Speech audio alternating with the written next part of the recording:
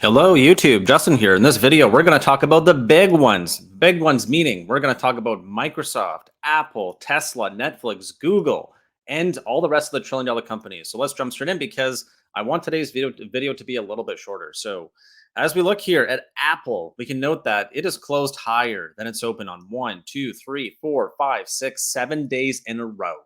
And there was a little bit of steam taken out of the tank going into the close, but still a really nice close. Looking at Tesla, what we can note here is that we got 1, 2, 3, 4, 5, 6, 7 days back to back where we close higher than we opened. Really bullish. And as we look over here to the other big dogs like Microsoft, again, not always 100% closing higher.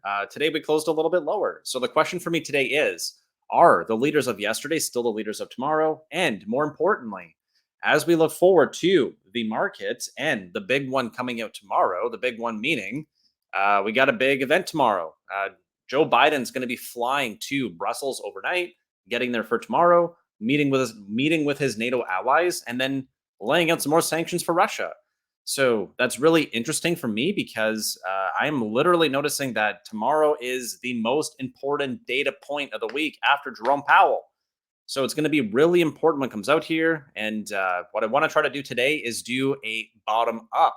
So instead of looking at the S&P and QQQ first, what I want to try to do is to provide some insight to see whether or not the largest stocks in the market, meaning the biggest blocks here, these blocks are going to be by weight. That's why it's called the S&P 500. RSP is equal weight. So the biggest block here is Apple, which means if Apple goes up, the market goes up. Second biggest block is Microsoft. Third biggest one, Google. Then we got Amazon. Then we got Tesla. Then we got NVIDIA. Then we got Facebook. And all that means is that these are the most important stocks in the market. Looking back at the last 1 week, they're bright green, every single one of them. Tesla's up by an incredible 24%. So instead of focusing on what happened in the market today, we want to try to understand whether or not any of these stocks show a warning sign here. Moving forward to Amazon, again, it closed at the low of the day, basically where it opened. And again, 6 back-to-back strong days. Incredible. Moving forward to NVIDIA. Again, NVIDIA is coming off a high here. We can note 2 back-to-back red days. Before that, we had a solid 1, 2, 3, 4, 5 days up, 2 days down. Looking at Facebook, similar here, right? Where we got 4 days up, 1 day down, 1 day up, 1 day down. So overall, when we look at these blocks, let's look at Google too. GOOG, right? Not all that bad. Resting here on the 200 DMA. So we got 1, 2, 3, 4 moves up, 1 day down, 1 day up, 1 day down. That's Apple, Microsoft, Google, Facebook, Amazon, Tesla, and NVIDIA. So that's all of them. And the reason why this is important is because if you told someone we're going to take 2 steps forward, 1 step back, 3 steps forward, 1 step back, 5 steps forward, 1 step back, would you say that's constructive? I would. Cool. So we know that on the daily chart, we're doing some good work here. Let's smooth it out now and have a look at QQQ. Why? Because QQQ is going to take all of these NASDAQ weighting stocks and give them some extra weight here. Okay. So 1, 2, 3, 4 straight up days, indecision, up day, and then a down day. There was a lot of negative headlines today. What I want to look at here is whether or not we had negative headlines. Do we expect to go up 9 days in a row, 8 days in a row? I don't. I don't think it's healthy. We got to take some days back. So today, in my opinion, is a backtest day. And what are we doing? Well, we're over the 50 daily moving average. Looking on the week here, we're still green, right? So we're still green on the week here for QQQ. We're up by 33 cents. It's not a lot, but what do we note here as well? The bears had a chance to stomp the beginning of the week. Then the bulls marched it forward. And now where are we? We're resting basically unchanged on the week here. Higher than we opened, above last week's high. Nice. Looking here at SPY, what do we have? Oh my goodness, we're down by 69 cents or 0.16%. This one can't be bullish, can it? I think it is. So we note here again, bears get the move lower to start the week off. That's why we got this lower wick here. So bears start the week off, bulls advance it, and then we settle back down here with a doji. A doji, after a massive move, is bullish. The reason why I bring these weekly charts up is because tomorrow's Thursday, but the most important data point of the week is likely going to be crossing either overnight or into early trading tomorrow because Europe is ahead of North America. So whatever headline's going to cross here, there's likely going to be more sanctions. China might be included. I don't know. But all I know is that this one down day here means nothing to me. Part of the reason why I say it means nothing is because look at the fear and greed index. We were actually into neutral this morning. Then we fell back down at the fear here. Anything above 45 means that it's looking a lot better. And I am intentionally leaving the camera off today to see whether or not people actually enjoy looking at my face or prefer just to see the charts. If you have feedback one way or the other, please make sure to let me know.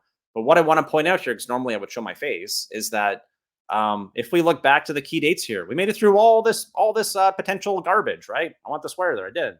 Right, we made it through all this junk. Here we are. We got one more data point left. We got two more. Sorry, we got Fed Waller. We got Bostic. But again, Bullard can't even take us down anymore, right? Barely moving. So we got one big key event here for the week, and then that's pretty much it. Jerome didn't really take us down. Again, Jerome was the potentially going to be a bigger effect than Joe Biden. What did we do? We're unchanged on the weekly. So there's no change from the market's perspective after the massive pump that he gave us last week. In my opinion, that's bullish. Looking forward to NATO. What Russia usually says is we escalate to de-escalate. What have we been noticing in the rhetoric the last couple of days? They are escalating to de-escalate. Joe Biden's literally going to be there. They're going to be more united than ever. Putin's got a lot of work to do. And it seems like, again, from my opinion, that this is going to be resolved sooner than later. Maybe it's going to be March. I'm hopeful, ASAP. Maybe it's going to be April. I don't know. But when it is over, the market has every reason and every inclination to want to go higher. Why? We've been fearful for a year, right? Neutral to fear to extreme fear out of fear. Where can we go after that? Somewhere we haven't been in a while, into greed territory. What if, pretend, tomorrow we hear that NATO is coming more united and this is coming closer to an end than it is to the beginning? Are we not going to start being like, oh my God, if global war is not going to happen, we should be going higher? Absolutely. That's how we start not just to squeeze, it's on low volume. Like we've been seeing here on the daily chart, low volume rallies, low volume sell-offs. We're going to see a massive squeeze. On the same token, flip sided, if we now note that there's not going to be resolution from NATO tomorrow, what does that mean? Maybe more downside. So in my opinion, now that post the biggest week since 2020 that we had, let me go to this chart here to make it a little bit more obvious. So actually, one more thing I want to point out is just, forgot I had this ready here when I started the stream off. This is called the volume profile. It shows us the shelf or the area where there is supply and demand. So if we're trying to understand why did we land right here at roughly 444, well, going back to the summer of last year, roughly beginning of August, we note that this right here is the red line. And the red line just means the median price that we've visited over the last while. So we went up, we went down, we came back. So now we're all the way back to where we were. We're back to the most common price people have paid on the S&P 500 in the last, I don't know, roughly 9 months here, 8-9 months. And the reason why that's bullish for me is because everyone got bullish. Everyone heard about the bearish headlines, right? Oh my God, we're going to start raising interest rates. Oh my God. Right, NASDAQ's in bear territory. Oh my God, World War III. What happened? We're right back to where we started. Net, we're back at the average price. And I find that pretty bullish because now the bulls and the bears both have a chance to push us one way or the other. Who's really in control? I'm not entirely sure. And what I'll go through one more thing here because it's also from the weekend review. We'll go through one more thing here. It is just whether or not there's actually a change in our thinking. So there is our why bull, why bear, and then we'll pull up the base case. I'm going to go through the base case first here because this is what's more notable for me. Again, TINA, there is no alternative. Russia, U.S. bond payment, Chinese support of dual listings. What we did see today is that Russia said that if you want to buy gas from us, you now got to buy in rubles. And Italy basically said, screw you, we're not buying those stupid rubles. So they're trying to get away from the TINA. They can't do it. We got pretty close to 454. I would say it's close enough, right? Over 450, close enough. Bulls and bears fight for direction. I'm still giving the bulls the edge, but with a weekly doji, it means there's not a clear winner. So there's no clear winner. And right now we're still going sideways because all we started doing was we stopped going down. We can't say we're going back up with 2 data points, meaning 2 candles. We got to get more data. But so far, it's a higher low and a higher high, bull edge. Over the 50 weekly moving average, over the anchored VWAP from the all-time high, bull edge. Are they going to keep the edge? I don't know. As of right now, I'm seeing it. So now we got the OPEX to quarterly chop. And the area that we were watching was that 4510, 4520 put spread on SPX. There's more than $1 billion there. Where did we reject? Roughly off that area. What's the high of the week? Oh my goodness, 450.58. You got it. So, in my opinion, everything here from the base case is still accurate. I think we're going to get the biggest move tomorrow into Friday for the follow through. So now let's have a look here at why bull or why bear. Has anything changed? Are we still in a monthly bottom? Now we're going to go top down, which means we're going to look at the S&P, and I've intentionally not looked at the 1 day, right? Apple, Tesla, still clear leaders. Energy's picking back up. We see gold, right? We see oil up. We're seeing utilities up. So we're going right back to the pain trade. However, closing with a doji, with the pain trade back in, we want to smooth out the data by looking at the weekly and seeing that it's still bright green everywhere that matters for the leaders. Apple, Microsoft, NVDA, Google, Facebook, Amazon, Tesla, bull, bull, bull, bull, bull. It's all bull. So now let's go here, right? So monthly bottom is in. It's still in. So like I mentioned yesterday, if you looked at this chart here, is that close enough to the high of the month to still say it's bullish? Oh, but we were bullish until yesterday, but now that we're off the top by a little bit, it's not bullish anymore. We're off by 5 points. 4 hammers in a row, 4 months of dip buying, closer to the high of the month and the low of the month, in my opinion, still bullish. Peak hawk in geopolitics. There's still some things trickling through. And again, it's Red Wednesday. So we got a Red Wednesday, got to pay those puts out somehow. And I'm thinking that, in my opinion, we heard even more hawkish comments. It's the geopolitics which are giving us a little bit of anxiety going into tomorrow. And then what else? I don't know. Bears, the wheels are in motion. If the Bears want to latch on, they had every reason to this week. And where are we? We're unchanged on the week. Where are they? They can't even get us below the 50 weekly? Come on. Inflation narrative. We all know. Everyone's been saying. Even Fed Chair Daly today said that. She spoke today at the Bloomberg Symposium, right? Fed Chair Daly spoke today. She mentioned that maybe we have to overshoot the neutral rate. We got to take it above. More of the same. What happened? Nothing. So right now, I'm seeing a market that if there is a catalyst for us to go out of fear into greed, global peace would be a perfect one. What could happen? A massive, massive squeeze. And it doesn't mean this is what's going to happen. It's just my base case. I have my reasons why I'd be bullish, my reasons why I'd be bearish. But as of right now, I'm giving the bulls the edge. And now I want to do one more thing. Let's find out what these big guys are doing on a weekly smoothed out chart. If you didn't tell me what the news that came out today was, and I was just purely looking at the technical analysis, meaning who gives, I almost swore again, I want to swear right now. Who cares what the news is? What's the reaction to the news? That's what I personally care more about.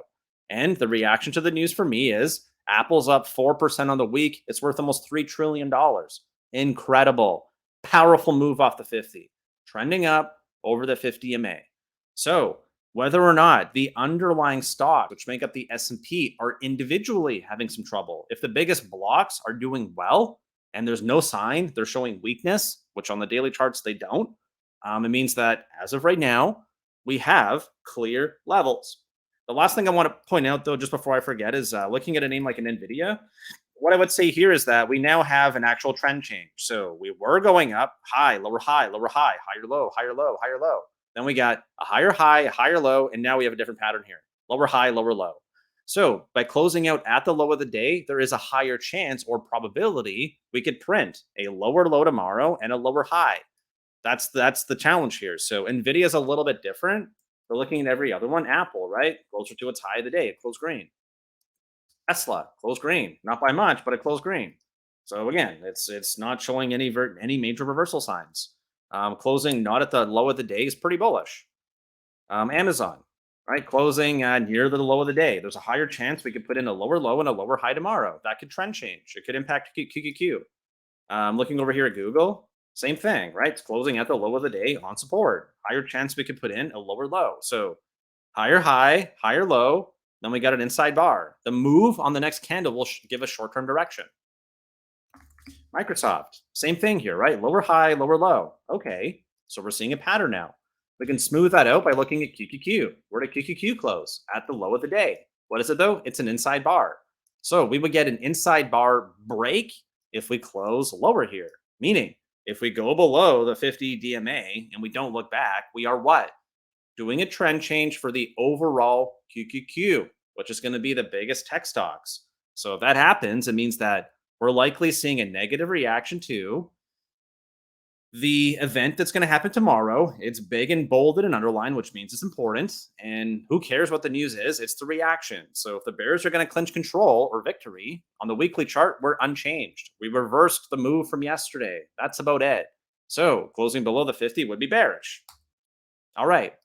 Now let's have a look here and see. So again, QQQ, it's green on the week. It's higher than it opened, and it's still leading S&P. So as of right now, there is every reason for us to believe that if the market is bullish, we have to watch the underlying trillion-dollar companies or the big ones for us to know whether or not we are getting false signals or if the strong stocks are still strong. S&P, still strong. Is it strong enough? That's what I don't know. QQQ, on the weekly chart, Doji, after the biggest week since 2020, bullish. Apple, again, it's closer to the high of the week than it isn't. Bullish. Tesla, bullish. Why? It broke bull and it got over the key gap at roughly 950. And when we look here today at the high of the day, they made every possible attempt to hold it below 1,000 yesterday. What did they do today? They couldn't do it. So instead, they gap it down, pump it up, sell it off, close it just below 1,000. And it's only Wednesday. So these calls are getting juiced up. Why? The stock is up 10%. How much is Tesla worth? 800 billion. So there's been $80 billion in value created on Tesla in the last 3 sessions. Incredible. And off the low, it's up by about, it was as high as about 36%. Incredible. That's hundreds of billions of dollars. Go Elon. So looking here again, Tesla is incredibly bullish. It made it over the gap. It's settling over the gap. Just managed to get it just below 1,000. Looking over here at Microsoft, another big market cap company, unchanged. It's breaking the downtrend. Going sideways is bullish. It's also above the 50, but it is below our neckline. Got some mixed signals here. Give the bulls the edge though. Amazon, right? Kissed the 50 and backed off. I would say, yeah, that's what I would expect. It's got a W starting here. There's our first test, our second test. On our third test, maybe we break if we can't do it now. And big, powerful week, right off the green line to the red line. Of course, we're going to have resistance. We've been having a tough time with this area for over a year. So no surprise, there's still a tough time here. Massive W in the making, though. Take us to all-time highs with 1, 2, and if we can get back up to roughly 3,700, the third test, it should break. Google. Google is higher than it opened. Google is right to the dollar on the neckline that I have pointed out here. It's bullish. Facebook. Even Facebook doesn't stink as much anymore, right? In a single week, with like after earnings, it's down by 43%. Off the low, it's now up by about roughly 17, and it's holding. So it's got a doji on the weekly after a massive week. Bullish. Is it bullish enough? I don't know. Do you want to bottom fish this? I don't know. Doesn't look terrible though, all things considered. And looking at NVIDIA. NVIDIA here does look like a rejection off of the 271 area. So if more charts look like this by tomorrow, we're already going to know that by QQQ failing. And for NVIDIA here, it got it as high as 272.3. I would call that a kiss and a rejection with fairly high volume because it's already Wednesday. But this is almost enough volume for it to be a weekly chart here. So all said and done, now let's look at QQQ with fresh eyes. And let's look at different time frames just to make sure we're not missing anything here. So cool, here we are. Here is our monthly chart. And what do I have? I got some different lines with different colors, and I got some arrows. So green arrow, green line, white arrow, white line.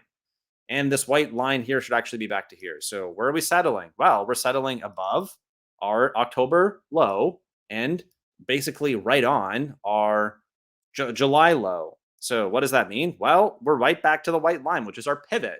So for the monthly chart, if we closed out here, I would say, cool. Now it's on the bears to either move us back down to the green line or it's on the bulls to advance us. I'd also note it's the 23rd of the month. Next Thursday will be the last session of the month. If the monthly candle closes out here, where is it closer to? The high, not the low. This is bullish. On the weekly chart, what do we have?